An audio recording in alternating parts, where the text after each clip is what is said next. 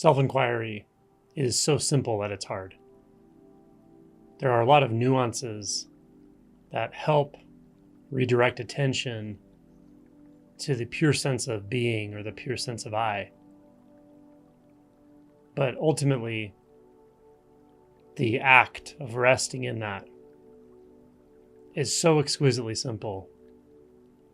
In fact, you could almost say it's the most simple thing you can do, because it really comes before doing. It comes before anything is done at all. So how do you do that? Well, you see clearly that any doing of the mind is a thought. And the more you recognize this in real time, the more you will naturally rest back in the source of thought. So if you're able to sit quietly for a few minutes, come to some presence of mind, may help to just take in all the sounds, take in the physical sensations of being in the body. Whatever helps you to relax a bit and calm the mind. And then just become alert to the presence of any thought. So whatever thought arises, immediately recognize it as such. So common thoughts are daydreaming thoughts about things that aren't occurring right here. Perhaps memories of pieces of conversations, images of experiences you've had recently. Or they could be thoughts about what I need to do when I'm done meditating, or what I don't want to forget later. These can immediately be recognized as, simply one thought. As soon as you recognize that's a thought, don't continue to think about that. Don't analyze it. There's nothing to analyze. The act is complete. Then just rest right where you are, remaining alert for the movement of any other thoughts or perceptions or judgments. Now, often, the next layer of thoughts are practice-based thoughts, thoughts about the process that's occurring right now. You might have a thought like, well, I don't know, is this a thought or is that a thought? If that comes spontaneously to you, just recognize it. Oh, that's a thought. A thought about thoughts is just a thought. A thought about yourself, a thought about another person, a thought about money, a thought about relationships, fears, enlightenment, they're all thoughts. So just recognize if there's a contemplation thought like, am I doing this right? Is this vipassana, or is this self-inquiry, or is this meditation, or just recognize immediately that's a thought.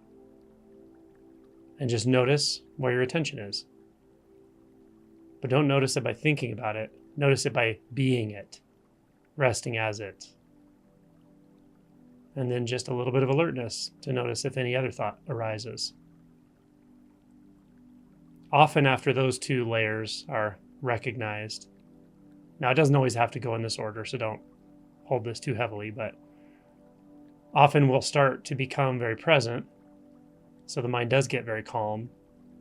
There's not a lot of gross thoughts arising, and not even a lot of subtle thoughts arising. Then we might start noticing sounds, sensations, etc. Now in some pointings, I purposely guide attention to those spaces. But when we're doing self-inquiry, we have to notice that even the noticing of a sensation is another thought. It's a label. It might be preconceptual, but it's a noticing. This will immediately guide you right back to the pure conscious sense. Noticing of a sound is another thought. Noticing a doubt is another thought. Just like this. Just keep going back to that space of pure knowing that requires no thought. It can accommodate thought. There can be a thought there. But the pure knowing sense, which is sometimes described as the sixth sense gate, so the thought or consciousness gate, can be experienced in its own purity. Any doubt is a thought. Any noticing of a perception, an object, a sensation, a memory, all thoughts. Just keep recognizing that. Don't push them away. There's nothing to push away. If you push it away, you're probably imagining some visual experience of pushing something away, or space or distance. Those are also thoughts. So subtle mental images are also thoughts. Defined mental images are also thoughts, of course. Imagining the body, even imagining the mind. This isn't an imagination. It's just pure knowingness before any thought forms. This is sometimes described as closing the sense gates, which means we're only interested in one sense gate, which is consciousness itself. And this is a very important place to start, especially if you're approaching this through self-inquiry. Now, this is a different practice than vipassana as typically described through noting and so forth. There's nothing wrong with that practice, but that's not what this is. When you're noting, the immediate noticing of noting is itself a thought. We're not trying to create thoughts purposely, and we want to notice thoughts that arrive or arise spontaneously, immediately, and recognize just one thought.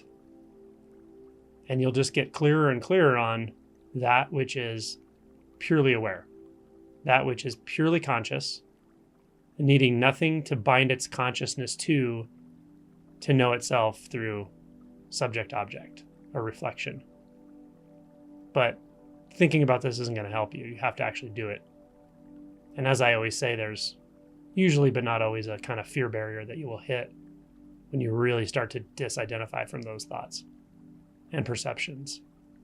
So if you feel that sense of fear, it's okay. Recognize even fear is a label. There'll still be a physiologic experience, but just keep noticing the noticing of that, the noticing of anything is a label, it's a thought. Just keep returning. That's the long and short of it with self-inquiry.